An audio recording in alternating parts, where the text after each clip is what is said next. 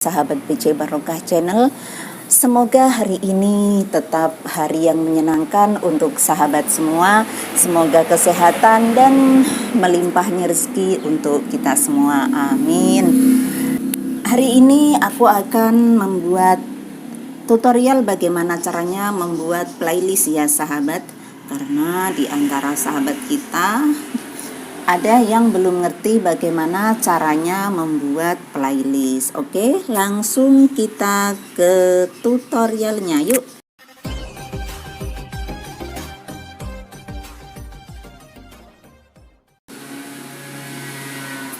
Kita buka YouTube ya sahabat. Kita masuk ke channel kita.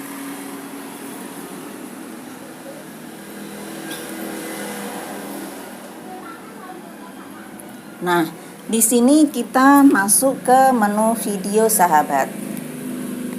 Dari menu video ada titik 3 di bagian kiri. Di bagian kanan ini ya sahabat, kita klik. Nah, di sini sahabat bisa pilih simpan ke tonton nanti atau simpan ke playlist. Kalau misalkan sahabat mau membuat playlist, sahabat tinggal klik simpan ke playlist, kemudian sahabat bisa membuat playlist baru, tanda plus playlist baru. Nah, di sini sahabat buat judul playlistnya ya, playlist nobar misalnya ya. Kemudian yang privasi ini kan masih pribadi ya, kita klik tanda panahnya, kemudian kita setel ke publik sahabat.